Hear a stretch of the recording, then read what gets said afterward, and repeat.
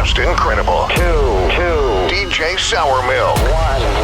Liftoff. We have a liftoff. Yeah, it's the LA Leakers on Power 106. Yes, sir. Just incredible. Sour Milk. Welcoming Mozzy to the show. Yeah. It's been a long time coming, man. Pure love. You already know I'm excited to be here. Beyond appreciative. For real. It's great to have you on the show, bro.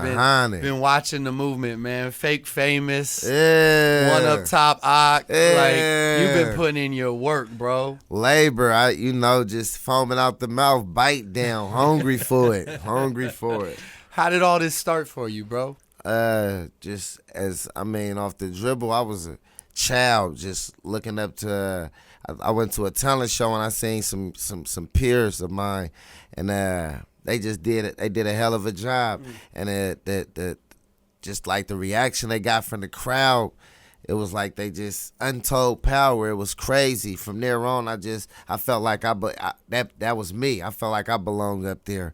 And it run in the family, so naturally competitive. I've been competing with a top spot in my family for the longest, like who the dopest out the fam. You feel me? So that helped cultivate the craft. But I've been at it for a long time. I think the first time I got on the track was probably 1999, and I was 14. I believe.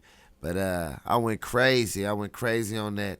Or 12. I think I was probably like 12, but I went crazy. It's still up there right now, finally, on GP the Beast project called I Heard. But I just been foaming ever since, and it's been a rough road though. It's been long because I ain't really getting no notoriety outside of Sacramento until I was probably like 26. Okay. You feel me? So rapping from literally like 12, 14 till you 26 and ain't nothing shaking, you know what I'm saying? You an embarrassment to the family because it's like you putting your all in this here, you feel me, in this craft, and it ain't paying off, but it's what you love. So even if it never paid me nothing, it's something that I grew to love. Right. So I just do it naturally. But I've been doing it for a lifetime, man. So when it finally popped, it was crazy. It's crazy, beautiful struggle. Yeah, doing it for that long, and it not popping. Was there ever a point where you were just like, man, all the time, I'm off this shit. Fuck this shit all the time.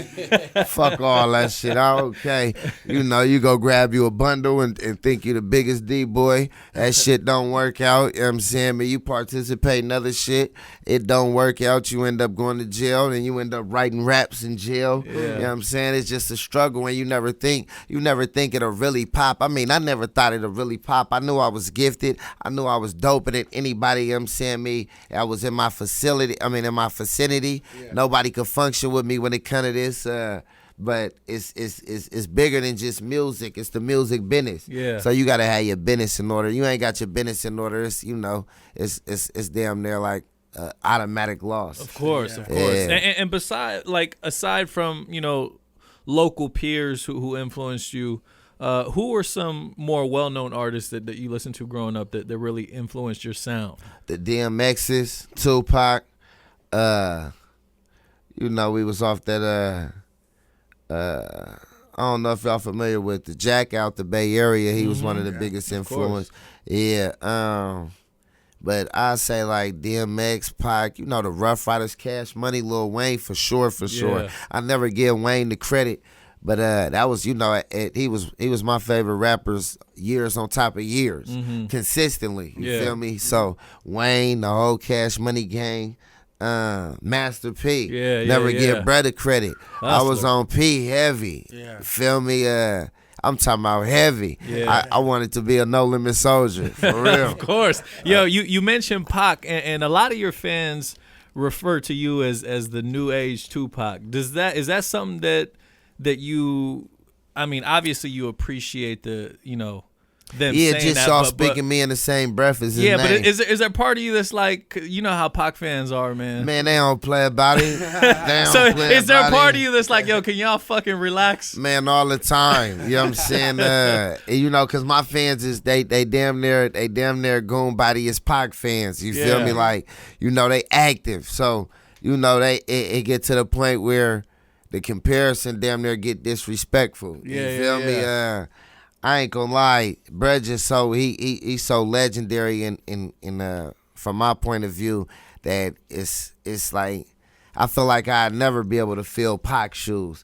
I feel like I'd never be able to, you know what I'm saying, fill that void. Like he was just a man of many things. You feel me?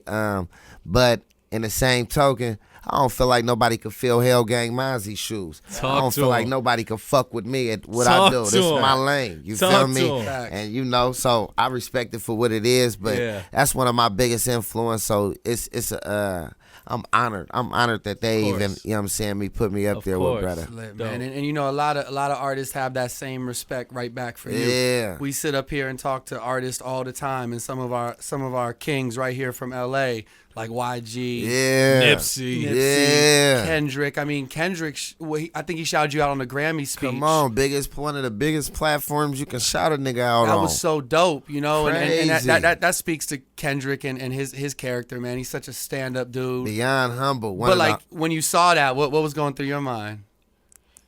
Mama, we made it. Nigga, this that Mama, we made it. This shit right here. This like, yeah, you know, I done had a lot of moments where it's been like, Mama, we made it. But this, I felt like just the acknowledgement from him. Just the acknowledgement. You know, prior to that, I tapped in with him and, you know, he spit a bar from one of the, I think it was, I'm a Gangster off that. He spit a bar to me. And that was just, I was in disbelief then. But for him to do it publicly, on that stage, on that platform, out of everybody in the world he could have named, Mozzy though. Come on, man. That's crazy. I'm in debt. And then you know, connecting with YG on the album and everything, and I know work before that as well. How did that, you know, relationship? Shout out YG. It's just natural. He one of the first, one of the big dogs that tapped in with me when I first started, when shit started picking up for me. He was one of them boys that reached out, cooked up, pulled up on me, took me to the trenches. You feel me? Vibe. Bull dude. Function with him heavy. He all the shows, any show where he in the Bay, LA, you know what I'm saying? His first show he got when he came back, I think the first show after 3 years.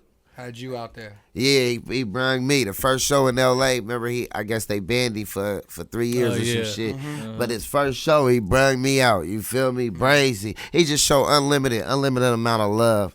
And so you know that's I function with him. So it was natural. It wasn't like nothing planned. It was just we locked in when the studio cooked up. You know what I mean? And this qualified to be on the album.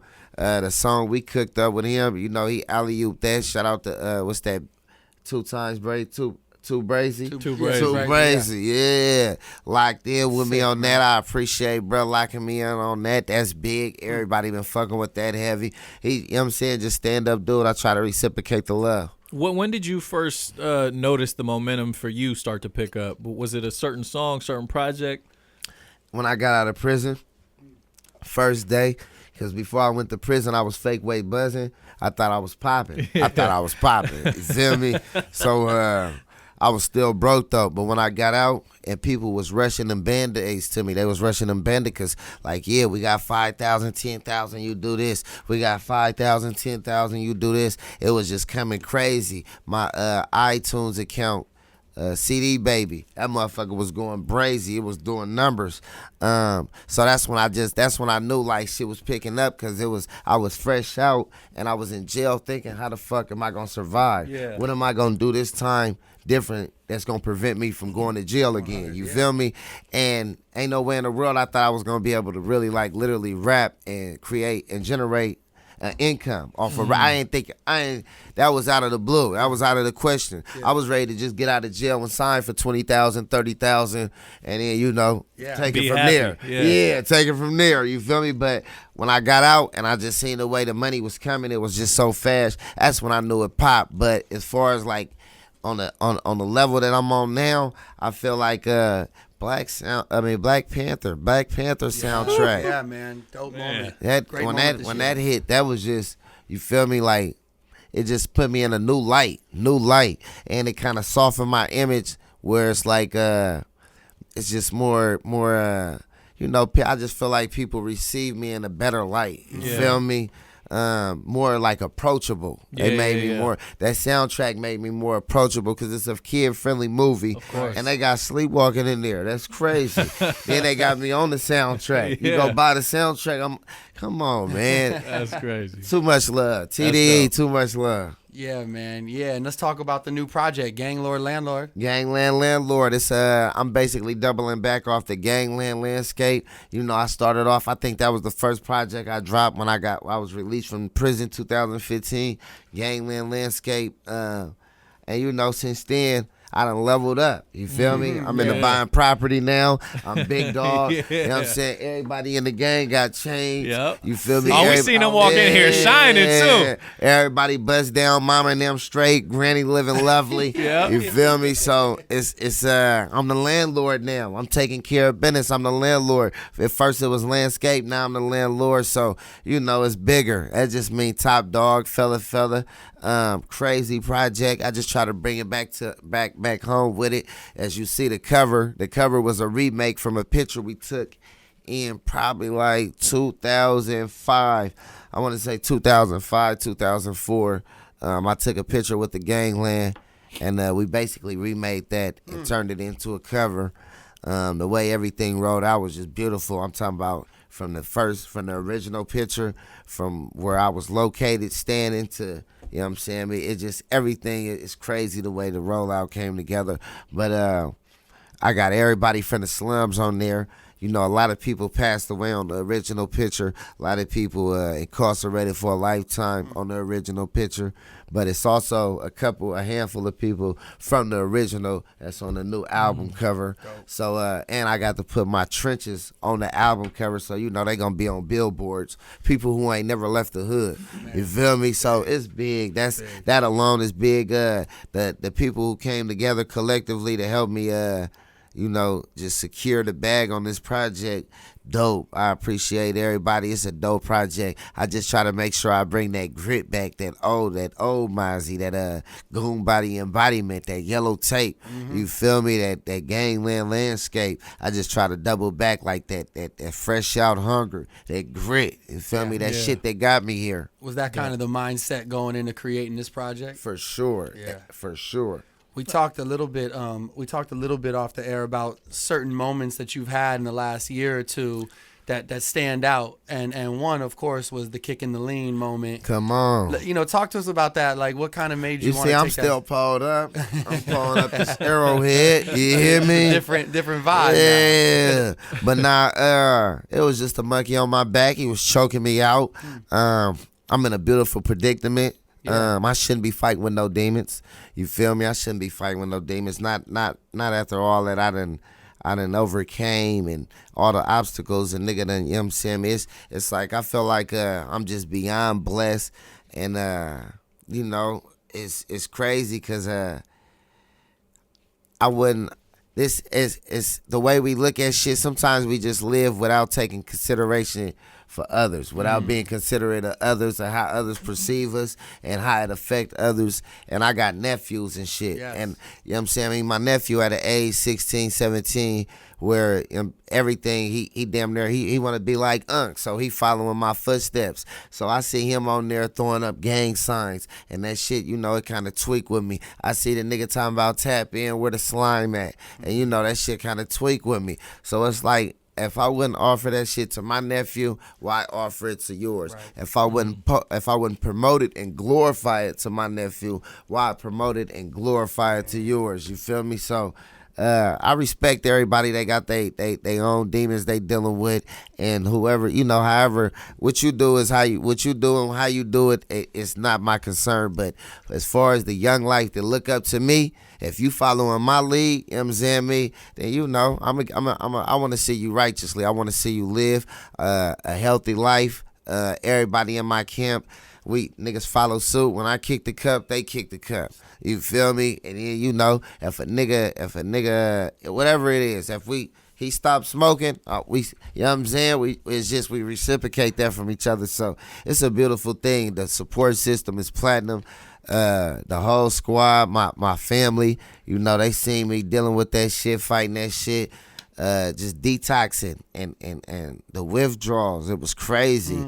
You feel me? That alone to make you be like, fuck that shit. And I mean, not only people in your camp, but big up to you because it started a trend to where I saw a lot of people on social media doing the same shit after you did it, man. So big up to you. 100. And you know that wasn't even the intention. Yeah. It was just I was just talking to my people, my followers, and my young life, the people who I actually give a fuck about. So that was 100. I appreciate that. Yeah. That was dope. How it picked up. Yeah. It was a lot of negative that came along with it too, but I think the positive outweighed the negative. Of course, always, man. Now, growing up, tell us a little bit, what was it like growing up for you in what's a day in the life growing up in Sacramento? Because people from the outside looking in, we look at Sacramento and we think, it's the capital of California.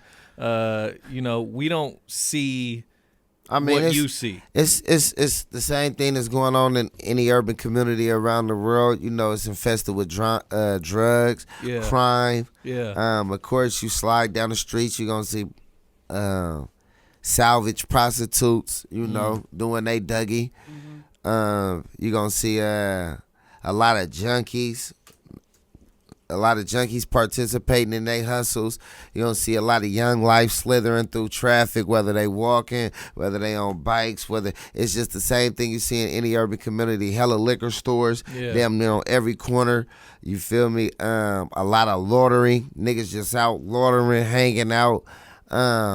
It's just regular, same thing you see in any other urban community. But I feel like you said, just being from Sacramento, people don't understand that it got a low income. I think all the shit, the terrain, the ghetto, the streets, all that shit come from low income, from people surviving, and we basically surviving together. We in a struggle together, beautiful struggle together, and it's just the choices we make is survival tactics. Yeah. Ain't nobody out here stealing just to be stealing. Niggas is stealing, because they hungry. They got people in their household they gotta feed. You feel me? Yeah.